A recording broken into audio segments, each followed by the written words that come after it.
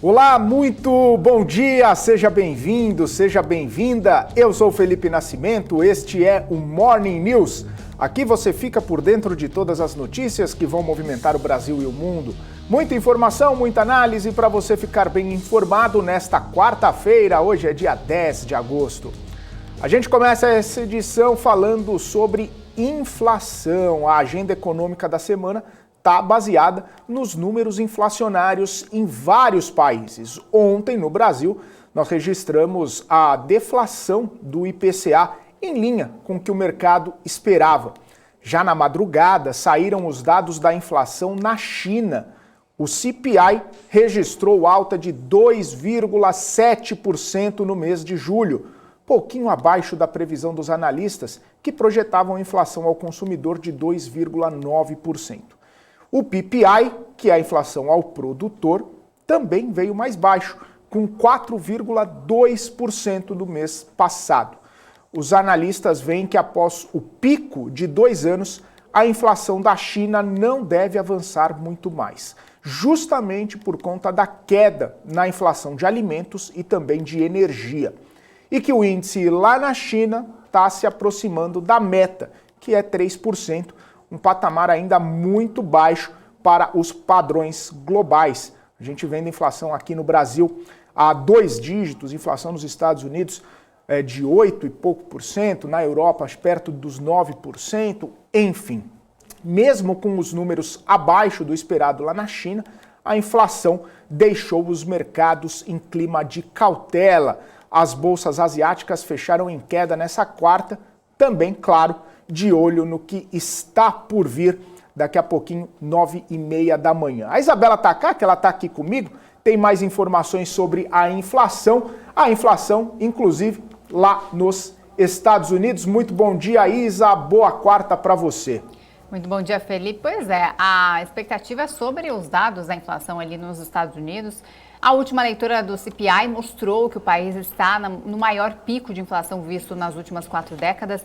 A projeção dos analistas é que a inflação chegue a 8,7% no dado já anualizado. A disparada da inflação reflete os efeitos da guerra na Ucrânia e também da pandemia de Covid-19. Além disso, os serviços de moradias, serviços e combustíveis têm chamado a atenção dos analistas. O número é importante porque o Fed vai mostrar que está preparado aí para manter as taxas de juros mais altas por mais tempo, caso a inflação continue a surpreender para cima.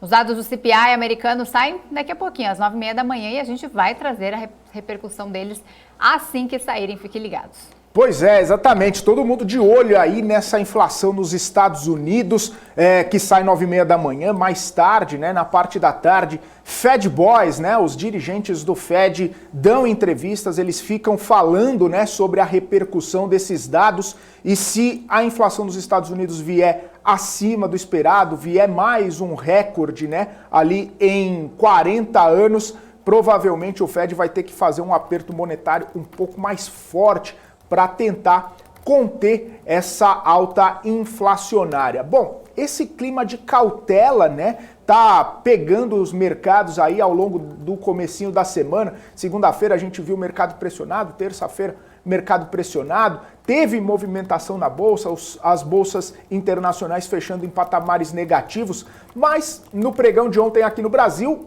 ele se descolou do exterior, engatou a 6ª alta consecutiva. Vamos dar uma olhadinha aqui como que ficou a Bolsa de Valores. Olha só esse gráfico, pelo menos aqui no comecinho de agosto, né? A gente teve o primeiro pregão negativo, aí 6 pregões consecutivos de alta. Tá certo, não tivemos um pregão tão expressivo, uma alta tão expressiva no pregão de ontem, porém mantendo a consistência de 6 pregões consecutivos de alta, uma alta ontem de 0,23%, fechando ali aos 108.651 pontos. Na máxima intradiária, a gente teve 109.331 pontos, uma pressão compradora bastante forte, principalmente a gente vendo em relação ao fluxo estrangeiro voltando a entrar no Brasil desde o comecinho do mês ali, fazendo com que a Bolsa tivesse essa elevação.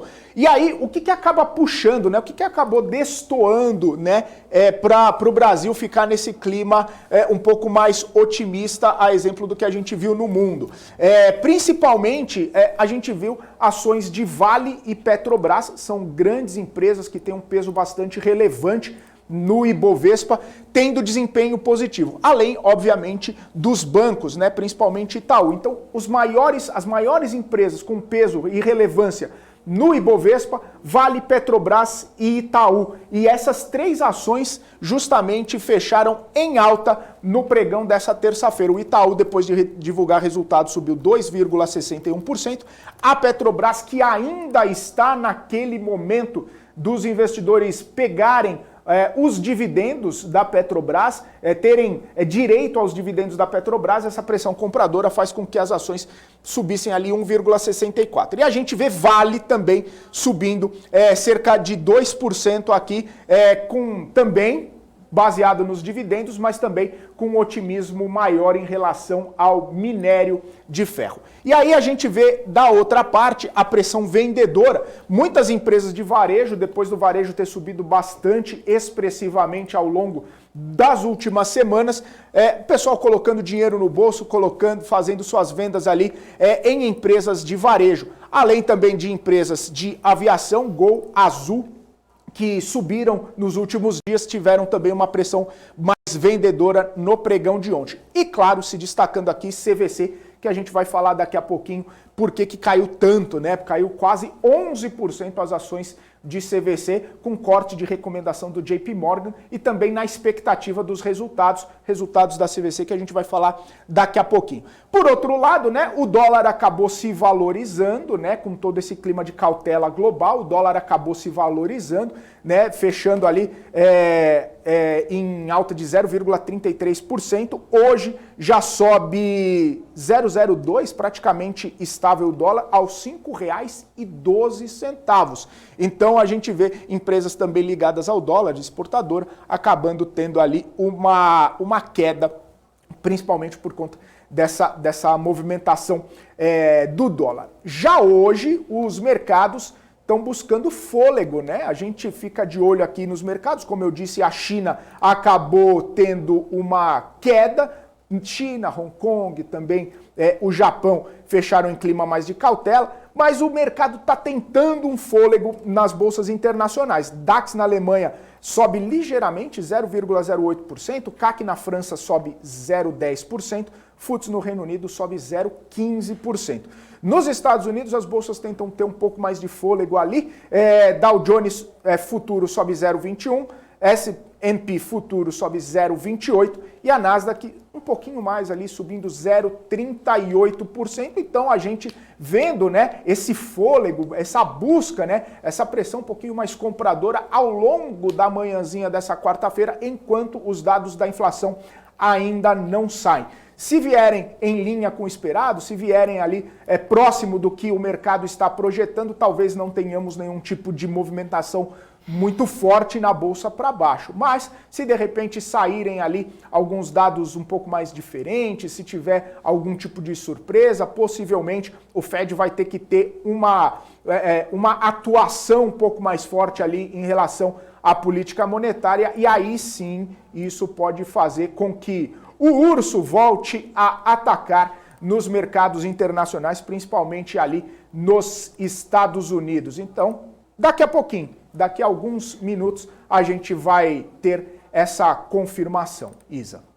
Bom, a Organização para a Cooperação e Desenvolvimento Econômico projeta uma queda no ritmo de crescimento mundial nos próximos meses. Segundo a instituição, a alta inflação, a baixa confiança dos consumidores e a queda no mercado acionário são os principais motivos.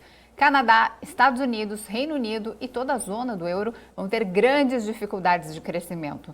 Já os emergentes estão com outras perspectivas. Índia tem crescimento estável e o Brasil tem indicadores que apontam uma desaceleração depois de um retorno de crescimento. O ministro Paulo Guedes disse que a economia brasileira segue de pé, mesmo com grandes economias a um passo da recessão. Durante uma cerimônia de abertura do Congresso da Abracel, que é a associação que reúne bares e restaurantes, Guedes falou sobre as perspectivas para o Brasil e as revisões de crescimento que muitos analistas fizeram desde a pandemia. Vamos ouvir o ministro. Enquanto muita gente ficou jogando bomba, atirando pelas costas, sabotando, toda a Arca de Noé tem um pica-pau, né? O pica-pau bate tentando afundar a arca, mas tem muita gente boa a bordo e a gente acaba salvando a economia. Então quero agradecer muito, celebrar com vocês essa vitória da economia brasileira, da resiliência, está todo mundo em pé de novo. O Brasil vai surpreender, eu dizia, taxa de desemprego era 12% quando a doença chegou, nós fomos a 14,9%, quase 15%.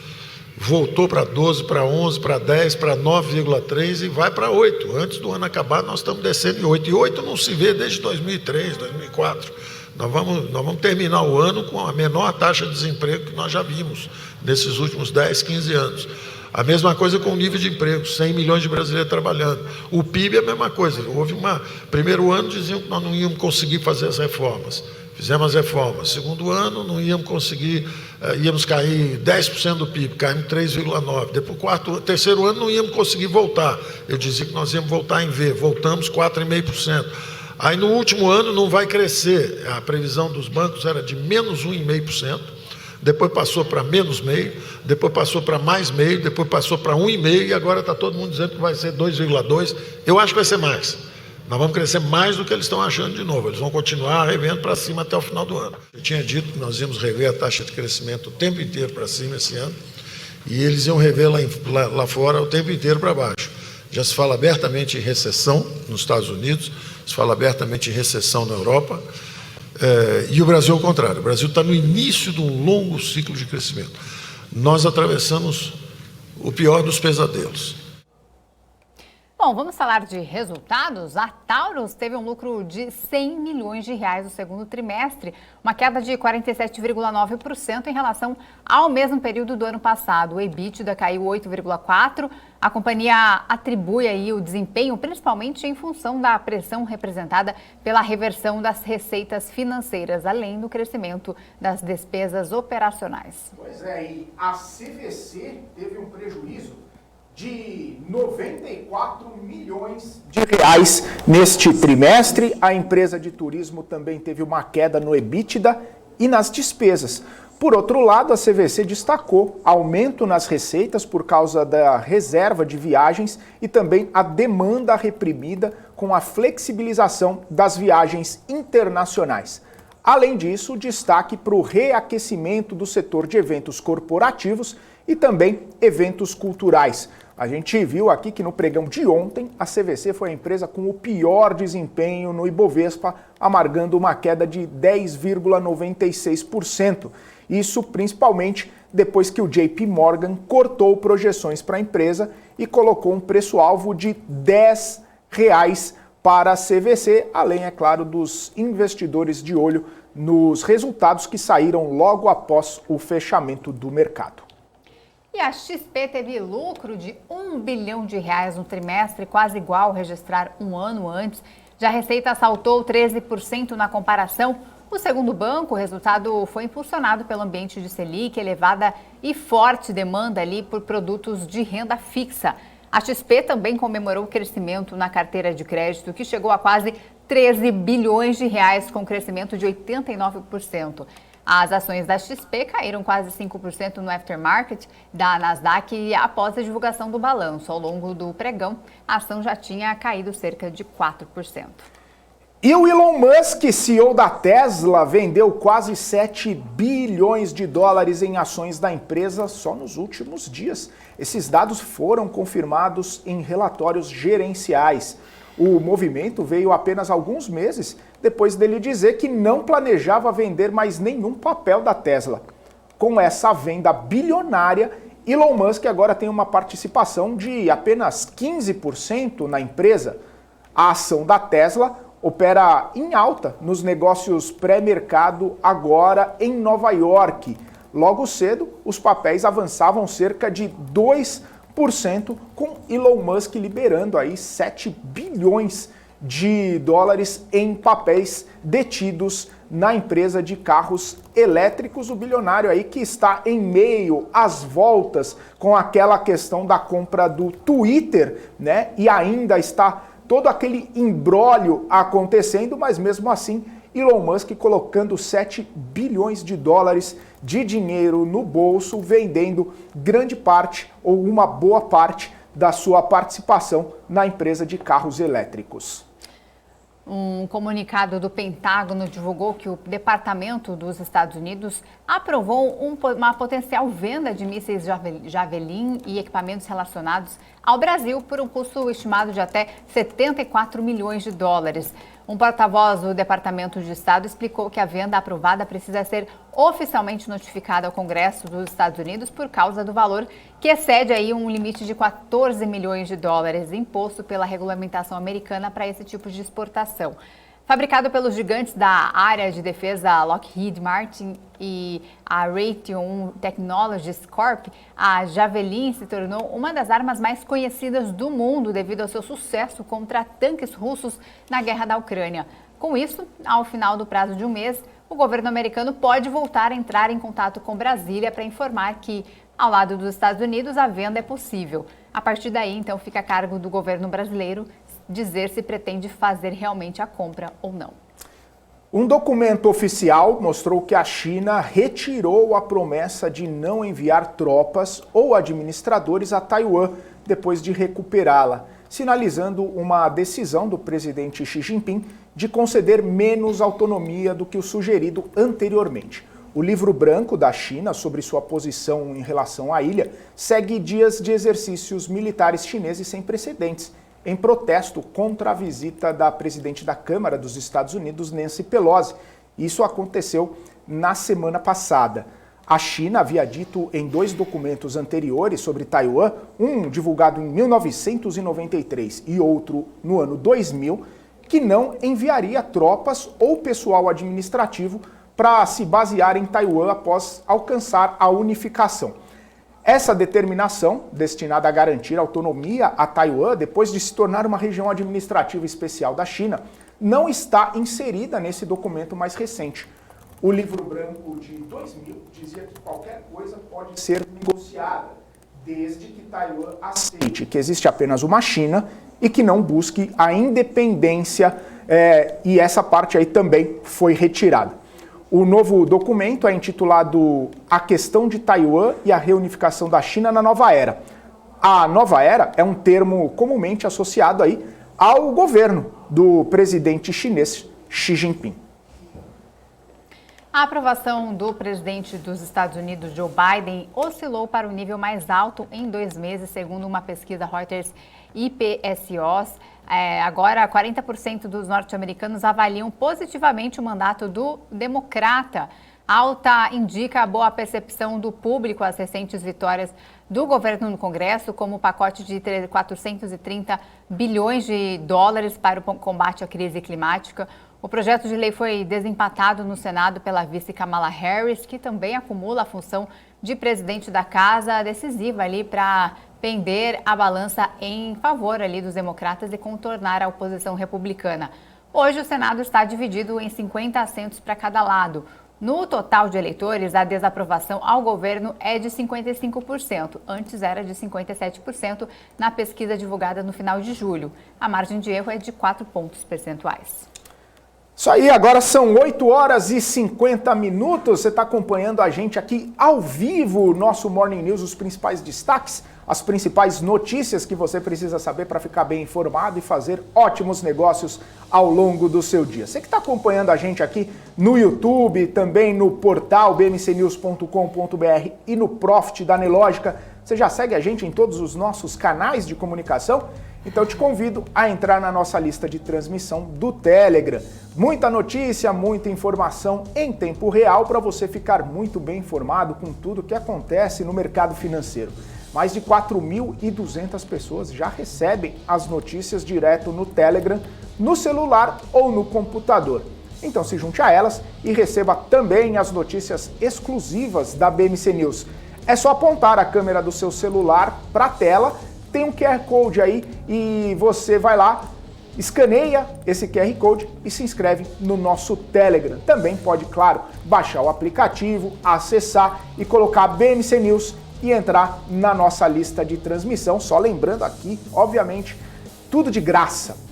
Bom, daqui a pouquinho a gente vai bater um papo com o Vitor Bueno, analista de ações da Nord Research, sobre dados do varejo, que vai sair daqui a pouquinho, e também as empresas do setor, todas as movimentações das empresas. Tem pergunta sobre varejo? Já vai deixando aqui no nosso chat do portal ou no chat do YouTube, que a gente passa para o Vitor Bueno daqui a pouquinho, logo depois do nosso intervalo comercial. É rapidinho, fique com a gente.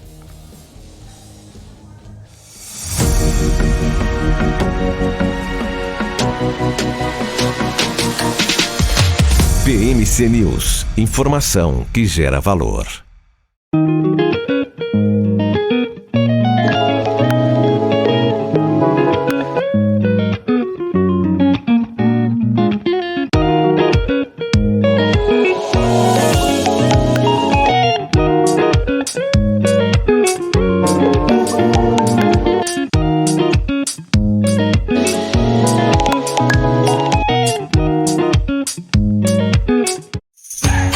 Um dia inteiro, 8 horas de palestras, 6 painéis temáticos, grandes nomes do mercado financeiro. Sara Invest Day, o evento sobre política, economia e investimentos. Troque experiências com quem está há anos no mercado financeiro. Um dia completo de imersão. Dia 20 de agosto de 2022. Sara Invest Day.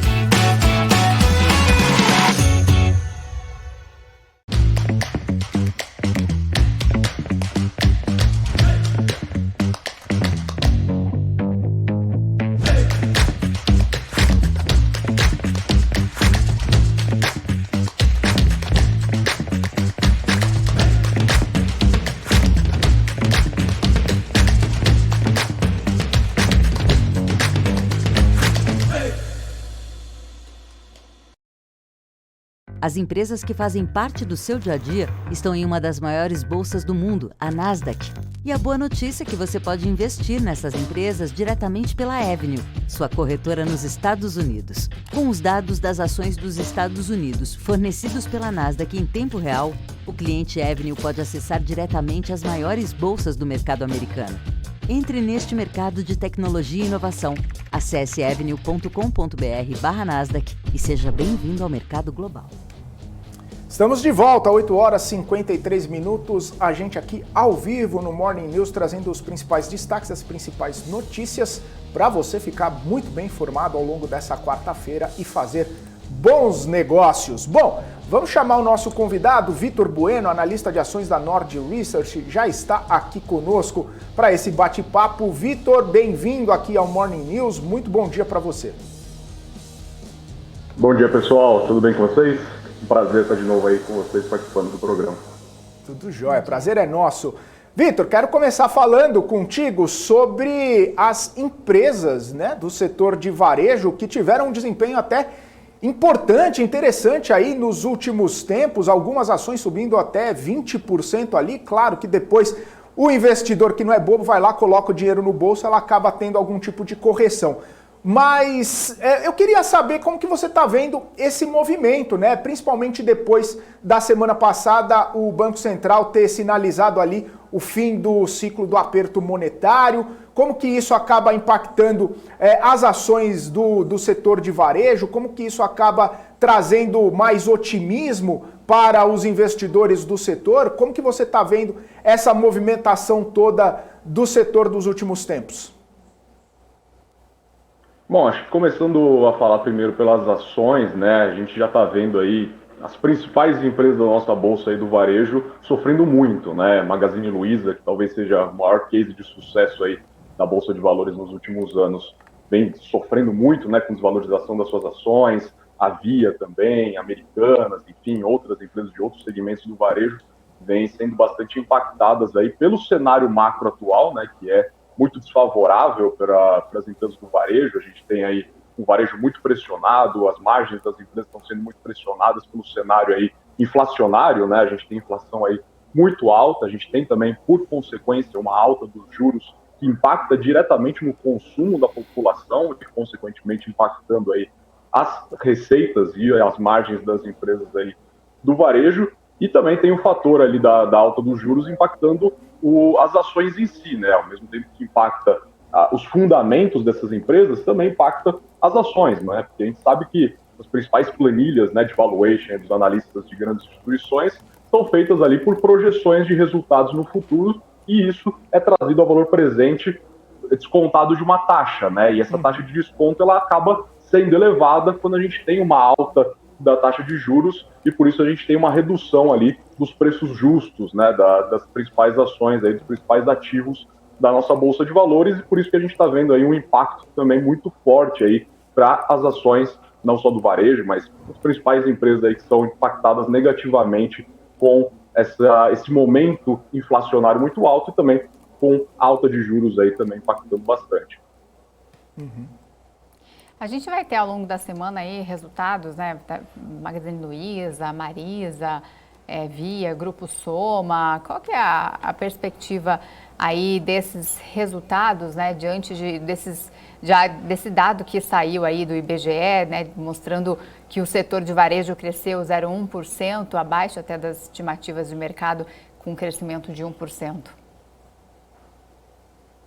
Eu acredito que a gente vai ter ali nos resultados do segundo trimestre resultados muito parecidos, né? Principalmente falando dessas grandes varejistas, né? Magazine Luiza, Via, enfim, a gente vai ter resultados muito parecidos com o que a gente viu no primeiro trimestre, né?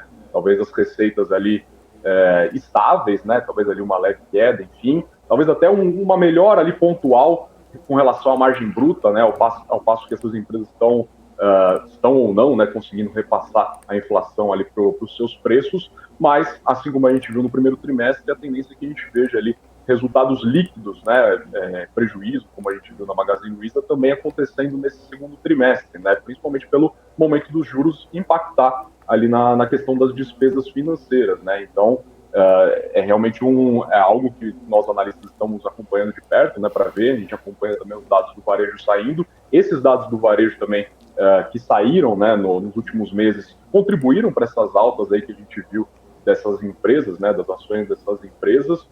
Foram altas ali que superaram 20%, 30%, 40%, né, a Magazine Luiza chegou até a subir 50% ali de forma pontual, muito também por conta do que eu havia comentado, né, as quedas foram muito, muito altas, né, e a gente estava vendo que a nossa Bolsa de Valores estava sendo carregada por empresas de commodities e grandes bancões, né, e o mercado deixou ali de lado essas empresas do varejo, e ao passo que a gente vê ali um aperto, né, nos Estados Unidos, de juros também nos Estados Unidos, e aqui também a gente está cada vez mais próximo de um fim desse ciclo de alta dos juros, o mercado volta a olhar aí para essas ações dessas empresas aí que foram tão impactadas, né? As ações foram tão impactadas nos últimos meses, ainda que os fundamentos estejam sendo bastante impactados, aí, bastante comprimidos por conta do cenário atual.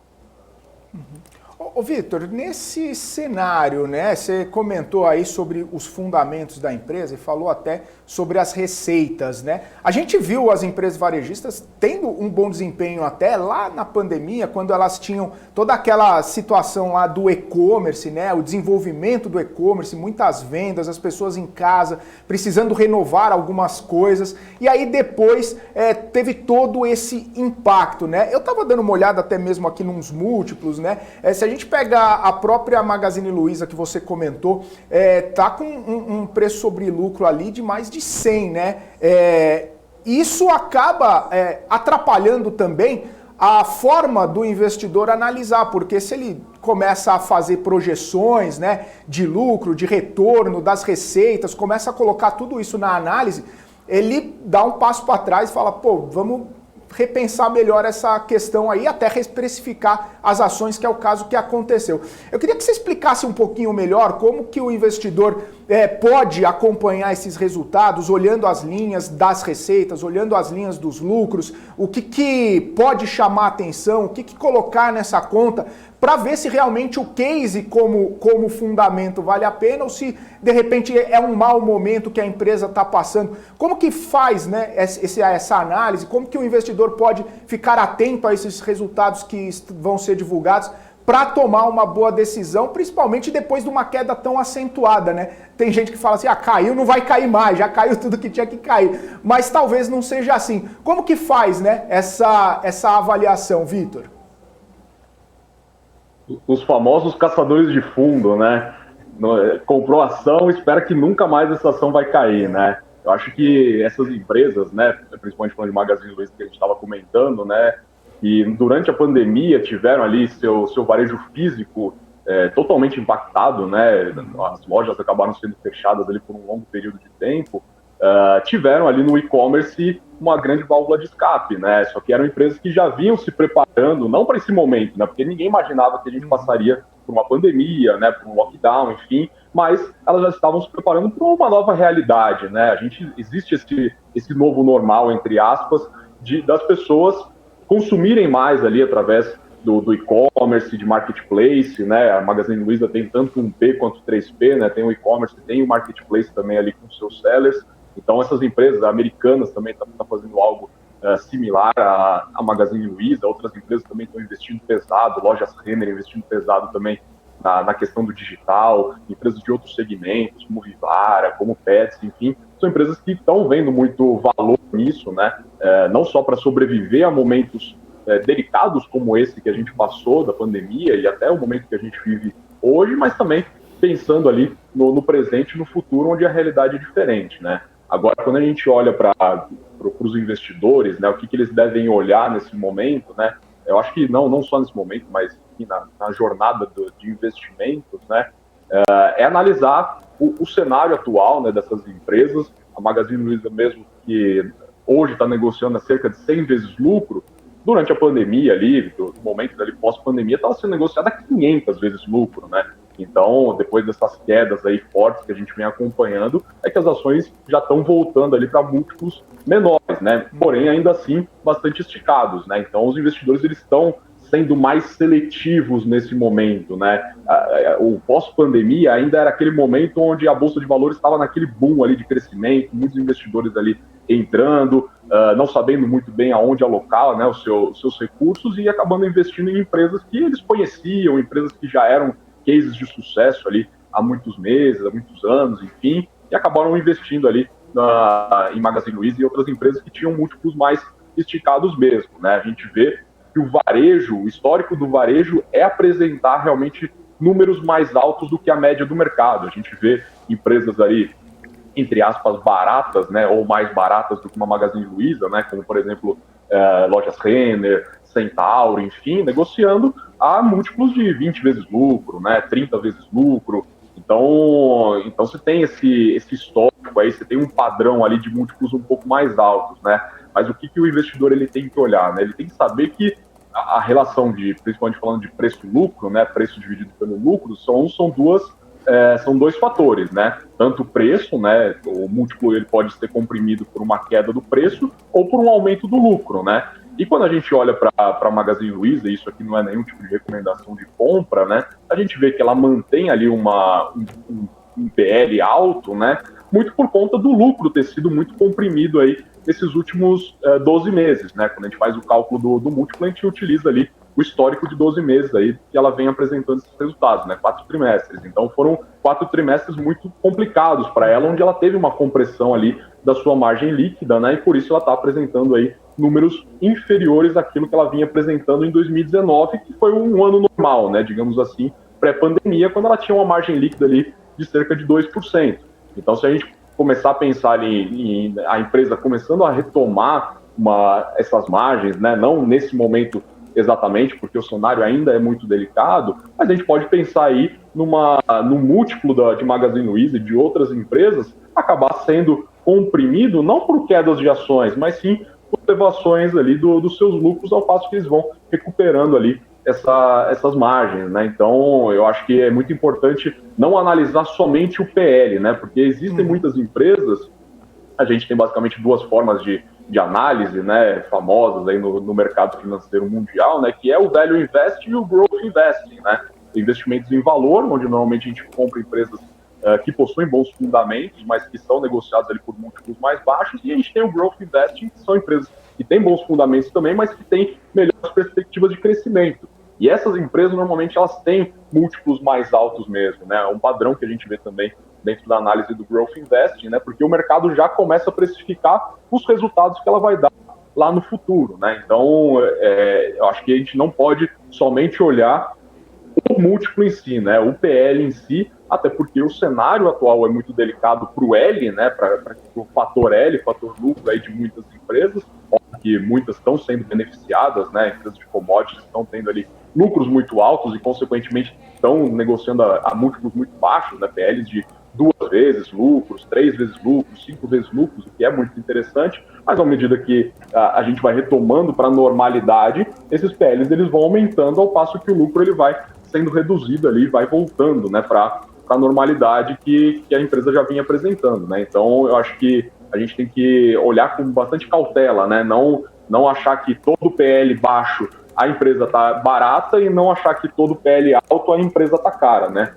Ver casos e casos, ver o setor, ver a expectativa com relação ao setor, expectativa também com relação à empresa, né, em si, né? O que essa empresa está fazendo para, enfim, conseguir atravessar esse momento e também entregar crescimento ali para os seus acionistas no longo prazo. Eu acho que isso é o principal, né? Não olhar somente um fator, mas um conjunto de fatores, e aí sim vai tomar uma boa decisão. Ô Vitor, diante dessas marcas do varejo, vimos ali do mercado de luxo, Arezzo, BNV, né, do Grupo Soma, ter bons resultados, até surpreendentes, né, principalmente em tempos de crise, inflação alta. Como é que você analisa esse perfil, né, dessas empresas aí do mercado de luxo?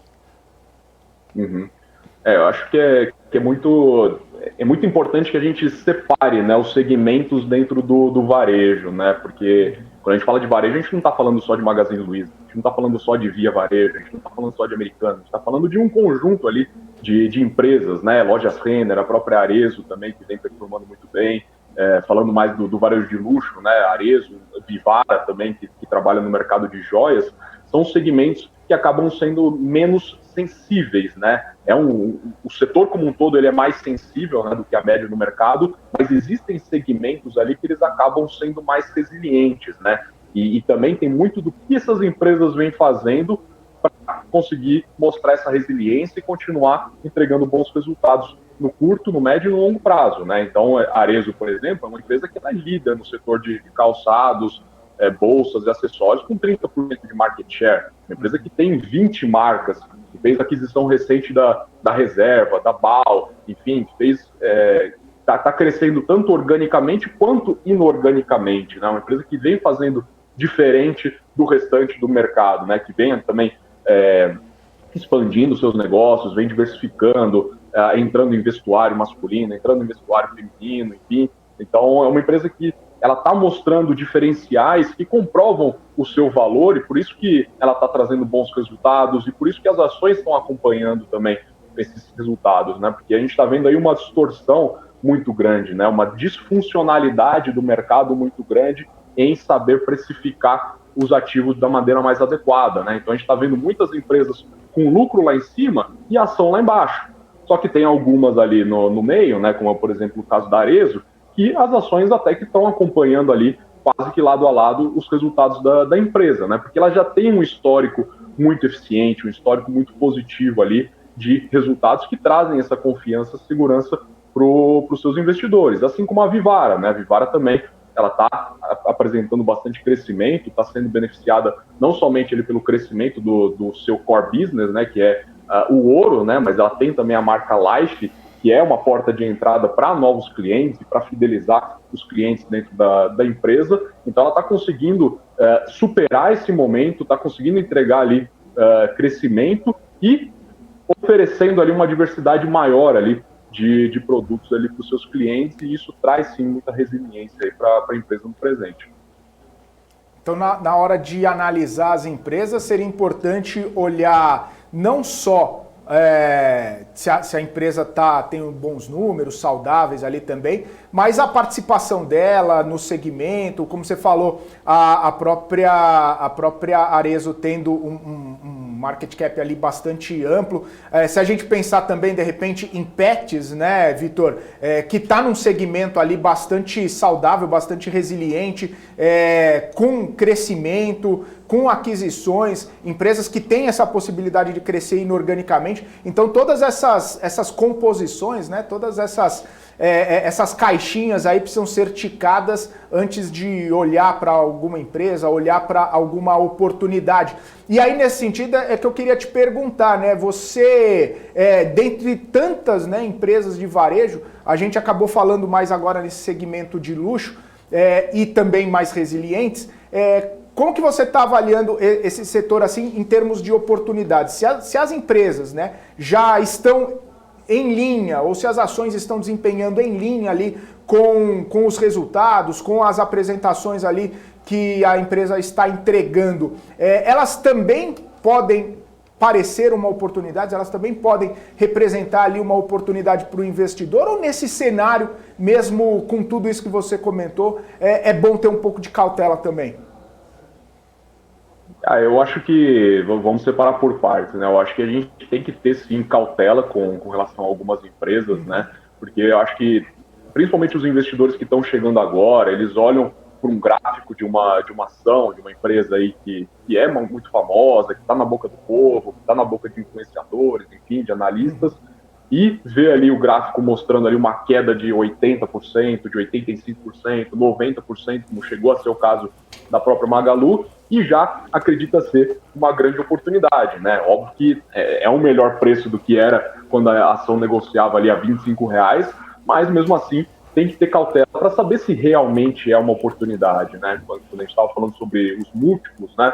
Não é porque o lucro a tendência é que o lucro das varejistas tende a melhorar nos próximos anos, que necessariamente os múltiplos vão ser interessantes nesse momento para você comprar e se posicionar na empresa, né? Eu acho que é um momento, sim, de cautela. A gente viu aí na semana passada, quando a gente teve a reunião do Copom, né? Quando a gente teve mais um aumento, mas a gente, ao mesmo tempo, teve sinalizações do Banco Central de que a gente estava próximo aí desse fim de ciclo de alta dos juros, a gente viu as ações das varejistas subindo bastante, né? Magazine Luiza no dia subiu 8%, depois no dia seguinte subiu quase 14%, e agora já está perdendo força, né? Porque a gente já está chegando próximo também dos resultados. Então, não adianta nada também a gente ter uma melhora ali em questão de juros, se a empresa ela não performar, né? Porque quando a gente está falando de investimentos ali, para a gente se tornar sócio de uma empresa, a gente está falando ali de longo prazo, né? Da gente colher os frutos no longo prazo, da gente estar tomando a decisão de se tornar sócio dessa empresa, né? E se a empresa ela não mostra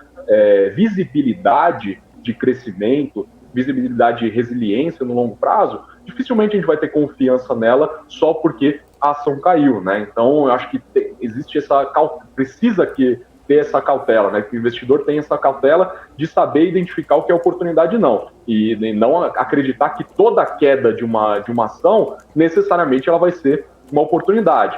E quando você estava falando sobre resiliência e oportunidades, né, eu acho que a Pets, para mim, é uma das grandes oportunidades que a gente tem dentro do setor, e é um caso de uma empresa que negocia a múltiplos mais altos, né? Porém, aquilo que eu estava falando, né, assim como o Vivara, assim como a Arezzo, existe uma resiliência muito grande, não só da empresa, não só do que a empresa vem fazendo, né, mas também do setor, né, do segmento pet, né, que é um segmento muito resiliente porque ele se beneficia de uma mudança de comportamento de uma parte muito relevante da população, né, não só brasileira como mundial, né, de humanização dos pets, e a gente vê as famílias postergando cada vez mais os planos de ter filhos, né, então a gente tem ali o pet como um membro da família de grande parte das famílias, né, ou de pelo menos uma parte relevante aí das famílias aqui no nosso país, e a Pets ela vem fazendo jus aí dentro desse segmento, né, vem apresentando um crescimento aí muito acelerado. A gente vai ter os resultados da Pets também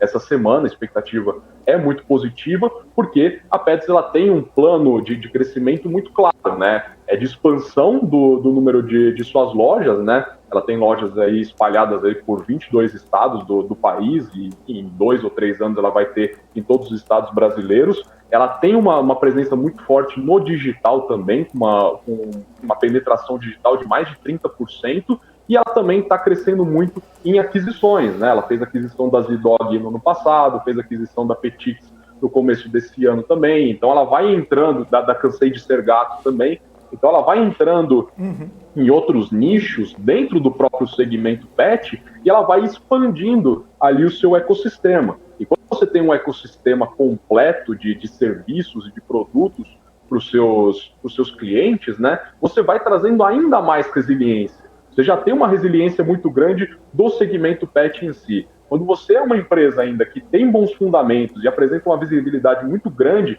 de crescimento, né, com o ecossistema que está sendo criado, cara, melhor ainda, né? É mais um fator ali, talvez é o principal fator positivo que vai trazer confiança para o investidor do presente. Então a Petz ali, ela tem sim muito potencial aí de crescer no longo prazo, ela tem 7% de market share ainda, né, dentro de um mercado que ainda é muito pulverizado. Se a gente for considerar ela e mais as duas principais concorrentes, né, que é a Cobasi e a Petlove, a gente está falando de 3 empresas que possuem uma participação de 15% no mercado. Então 85% está na mão de pequenos e médios pet shops, né? Então existe um mercado muito pulverizado, um mercado muito grande ainda para ser dominado ali, para ser consolidado por essas empresas, né? Então elas não precisam ficar se canibalizando, né? Elas não precisam ficar tomando share uma das outras, né? Elas acabam tomando share dessas pequenas empresas, né? Dos pequenos pet shops, aí, pequenos varejistas, pequenos veterinários, né? A própria Petz também vai trazer aí novidades nesses próximos resultados. Possivelmente a gente vai ter planos de saúde também para animais de estimação e num estilo verticalizado também, né? Porque a Petz tem hospitais e laboratórios dentro da sua rede, né, com as seres. Então você vai vendo que ela vai formando uma fortaleza muito grande, né, para continuar avançando dentro desse setor, dentro desse segmento, que ainda é muito fragmentado e que existe aí uma grande via de consolidação, ao passo que mercados de pets, né, no mundo, né, mais desenvolvidos, como Estados Unidos e Reino Unido, as empresas que consolidam o mercado têm um market share ali de pelo menos 30%. Então, existe aí uma visibilidade de crescimento muito, muito grande, ao passo que ela vem já mostrando, né, já vem entregando crescimento, mas a visibilidade é muito grande também no longo prazo com esse ecossistema todo que ela vem construindo. Então, para mim, Petz é uma das grandes oportunidades. A própria Vivara também, que também ela já é a maior empresa desse setor, né, ela vem crescendo muito organicamente, né, e tem também a questão de resiliência, porque ela não precisa ficar desesperada fazendo promoção, liquidação das joias que ela tem, né? Porque a fabricação é 80% própria, né? É tudo internalizado praticamente. Então, se uma coleção não dá certo, ela pega essa coleção, pega as peças, manda para a fábrica dela em Manaus, derrete o ouro e fabrica novas peças para serem comercializadas. Então, uma empresa que ela tem uma tendência de continuar mostrando bons resultados, não tem compressões ali de margens, enfim, quedas bruscas, né, de resultados, como a gente vê, por exemplo, no próprio Magalu, né? O Magalu, o que a gente viu na pandemia, né? Ao mesmo tempo que o Magalu teve uma performance melhor, né, por conta do digital, também tiveram decisões equivocadas, né? Porque a empresa acreditava que logo em seguida da pandemia, em 2021, a gente teria um boom, né, uma recuperação muito acelerada, e ela fez uma compra ali, uma gestão de estoque equivocada, uma compra de estoque muito maior do que deveria ter sido feita, né, e acabou não vendendo esse estoque e precisou fazer uma série de liquidações e promoções, né. Então isso acabou também afetando aí os últimos resultados que a gente acompanhou, né, dos últimos trimestres, né, reduzindo aí as margens da empresa e por conta de uma decisão ali que ela tomou durante a pandemia, né? Então a Vivara não tem não apresenta esse problema no presente e provavelmente não vai apresentar esse presente no futuro com essa operação que ela tem. Então eu colocaria essas duas empresas aí como oportunidades em segmentos mais distintos, digamos assim, e uma última empresa que também eu vejo com bastante atenção é a Lojas Renner, né, que é uma empresa que também vem mostrando aí diferenciais muito interessantes, né? É uma empresa que está crescendo muito no varejo, está chegando ali próximo ali de conquistar ali um market share muito perto ali de 10%, né? Já está em 9% de market share, é a maior empresa de vestuário do nosso país, também está avançando muito na estratégia de omnicanalidade, né, com o crescimento do digital dela, mas também ali unindo o varejo físico e o digital. Inclusive até agora ela lançou novas lojas somente focadas em omnichannel, então ela não precisa mais ficar somente preocupada em fazer lojas de mais de 1.000 metros quadrados, 2.000 metros quadrados. Agora ela consegue fazer lojas de 150, 200 metros quadrados, que chamam de guide shops, né? Que são lojas que você vai, o cliente vai, experimenta as roupas, né? Você vai ter todas as peças, né? Com todas as numerações, o cliente pode ir lá, provar, gostou, ele faz a compra e a peça chega na casa dele, ou ele pode retirar em uma outra loja, né? Então, juntando aí essas duas, tanto o varejo físico quanto o digital, em um conceito só, né? Fora toda a questão de crescimento também por outras vias, né? Recentemente fez ali a aquisição de uma empresa de logística, né? Fortalecendo ainda mais a logística, tá? Com um novo CD também Cabreúva, né? Já fortalecendo aí não só a Renner, mas também as outras marcas, né? A Camicado também já está operando, né, integralmente lá dentro desse CD, né? Então a gente vai vendo que é uma empresa que está se fortalecendo e que está crescendo muito ali, não só em grandes centros urbanos, mas também está expandindo para interiores, né? Então a tendência, né, é de uma consolidação cada vez maior para lojas Renner também. Então, dentro do varejo em si, eu colocaria essas top 3 aí, empresas para o investidor colocar no radar, deixar no radar e ter cautela ao mesmo tempo com outras empresas que parecem estar baratas porque as ações caíram, mas não necessariamente apresentam boa visibilidade e crescimento a longo prazo. Tá certo. Vitor Bueno, analista de ações da Nord, muito obrigado pela sua participação aqui com a gente. Uma ótima quarta-feira para você e até uma próxima. Obrigado vocês pela participação, estou à disposição. Uma ótima quarta para todos vocês. Valeu, um abraço. É isso aí, conversamos aqui com o Vitor Bueno, analista de ações da Nord Research, e agora são 9h22. Daqui a pouquinho a gente vai trazer as informações direto de Brasília com a Kelly Ecali e também a expectativa do CPI, a expectativa da inflação lá nos Estados Unidos, que sai daqui a pouquinho, daqui 7 minutos exatamente. Fique com a gente, até daqui a pouco.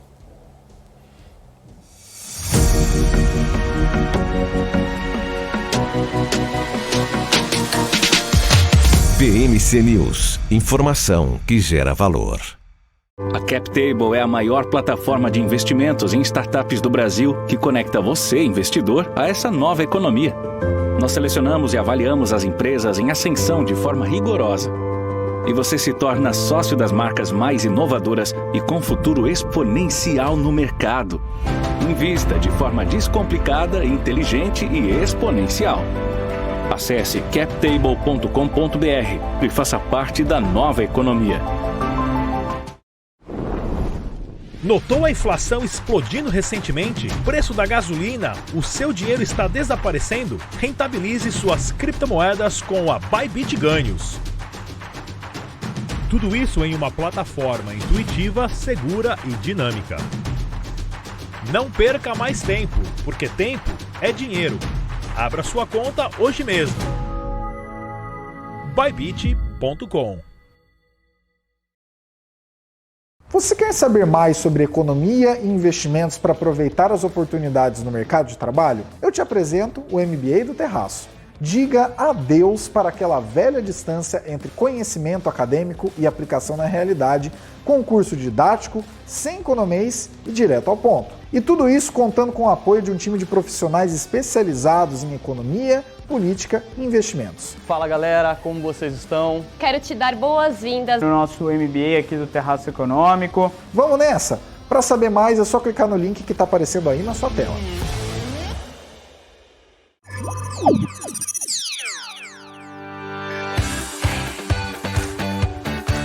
Aqui você pode negociar índices como o DAX, Nasdaq e S&P 500 e commodities como soja, cobre, petróleo e café. Além de ações e ADRs das maiores empresas do mundo, como a BMW, Google, Apple, Netflix e Disney.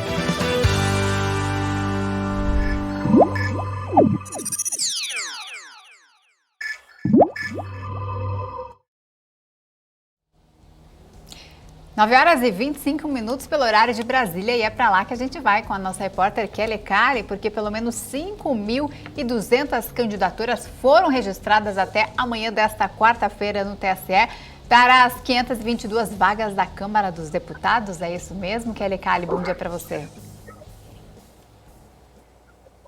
Oi, Isa, bom dia. Esse número até segunda-feira, que é o último dia de registro aí de candidaturas junto à Justiça Eleitoral, vai subir muito, viu? Bom dia, Fê, também. Bom dia a todo mundo que está acompanhando a gente aqui no More.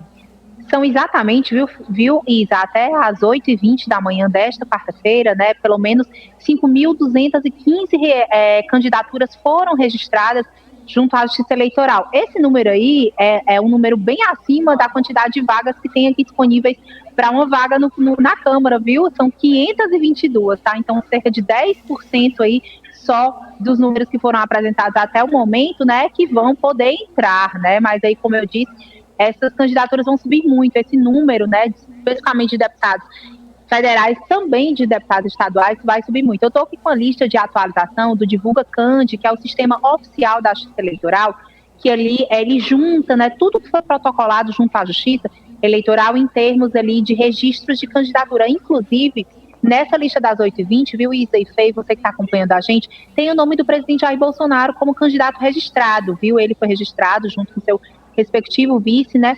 E o presidente Bolsonaro declarou ali uma junção de bens, um acúmulo de bens de 2,3 milhões de reais, tá? Então, é a 9ª candidatura à presidência da República que foi registrada. Vamos lembrar.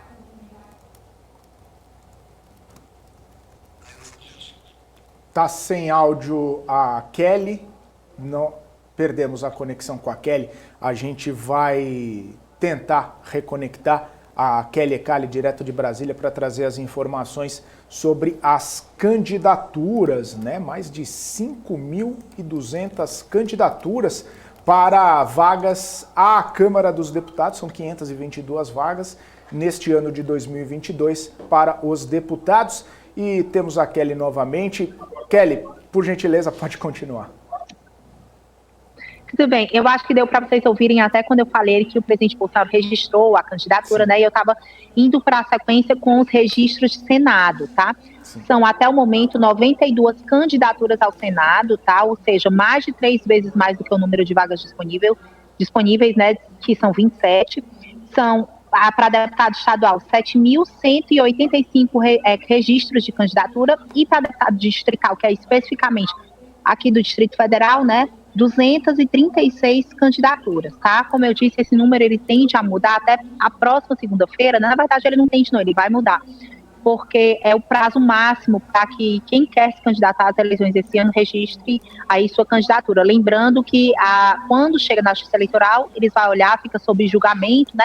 E depois eles noticiam o que está deferido e o que está indeferido. Volto com vocês no estúdio. Tá certo então, Kelly. Obrigado pelas informações. Bom trabalho para você, que volta ao longo aqui da nossa programação com mais notícias direto de Brasília. Até mais, Kelly. Até mais. É isso aí. Agora são 9 horas e 29 minutos. A gente fica aqui na expectativa. Daqui um minutinho saem os dados de inflação lá nos Estados Unidos, o CPI, né, que é a inflação ao consumidor nos Estados Unidos. Todo mundo de olho nesses números, todo mundo de olho nesse resultado para tentar entender qual vai ser a postura do Federal Reserve em relação a isso. Nós lembramos que nos últimos 40 anos não há uma inflação tão elevada assim nos Estados Unidos. É a maior taxa dos últimos 40 anos, a registrada na última leitura lá nos Estados Unidos. E aí, o Federal Reserve, nas últimas reuniões, fez um aperto monetário um pouco mais elevado, de 0,75 pontos percentuais. Muita gente já está precificando uma elevação de 0,5 ponto percentual, porém, já tem gente falando que o Fed vai ter que ser um pouco mais agressivo, talvez subir 0,75%, justamente por conta dessa inflação. Preços de combustíveis, preços de energia elétrica, preços de alimentos, bastante pressionados nos últimos tempos, principalmente aí por conta de guerra na Ucrânia e também os efeitos que tem vindo ali desde a Covid-19, né? Todas aquelas restrições, além do dinheiro injetado na economia, tanto pelo governo federal, o governo lá dos Estados Unidos, a gente lembra de todos aqueles benefícios, os cheques chegando nas casas das pessoas, isso com as pessoas com mais dinheiro no bolso, as pessoas consomem mais e isso causa, obviamente, a inflação. Além disso, o Fed comprando títulos, né? Fazendo compras de títulos atrás de compras de títulos, injetando dinheiro na economia, isso também acaba pressionando a inflação. Então a gente fica de olho aqui em tudo que está acontecendo, porque agora são exatamente 9 horas e 31 minutos e o CPI dos Estados Unidos ficou estável em julho em relação ao mês de junho. Havia previsão ali de uma alta de 0,2%, mas o número aí do CPI ficou 8,5% na comparação anual, tá? A previsão era de 8,7%. Então, o estável no mês de julho e aí na comparação anual, no anualizado, o CPI subiu 8,5%, ou seja, não atingiu novos recordes no ano, na projeção anualizada.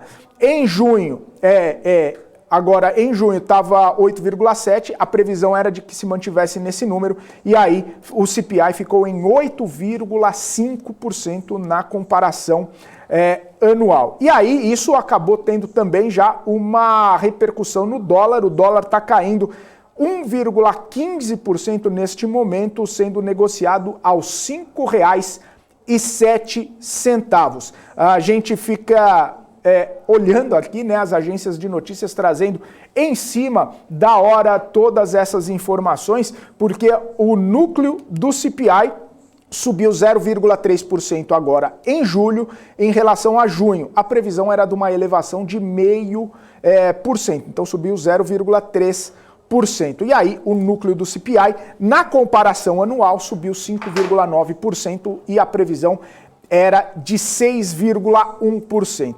Vamos dar uma olhada como reagiram os mercados, né, depois dessa divulgação do CPI, ganhando fôlego, né, os mercados lá nos Estados Unidos, os futuros da Bolsa Americana ganhando fôlego, ganhando otimista com essa divulgação do CPI. Dow Jones sobe 1,33%, o S&P sobe 1,79% e a Nasdaq subindo muito forte nesse momento, futuro da Nasdaq subindo 2,5% com essa leitura do CPI agora de julho. O Ibovespa futuro ganhando fôlego também, subindo 1,3% neste momento, mostrando aí que os investidores estão mais otimistas com a leitura do CPI e isso já se reflete nos mercados. Bom, a gente vai, obviamente, repercutir cada vez mais essas informações, essa leitura do CPI, o que significa, o que tem de repercussão, o que tem de consequência dessa leitura do CPI, que veio até um pouco abaixo ali das expectativas ao longo da nossa programação. Eu vou ficando por aqui, volto amanhã a partir das 8h30 da manhã com todas as notícias que você precisa saber para ficar muito bem informado e fazer bons negócios ao longo aí do seu dia. E agora você fica com BMC News, com a Débora Oliveira e todo o time aqui da BMC. Forte abraço, até amanhã, tchau, tchau.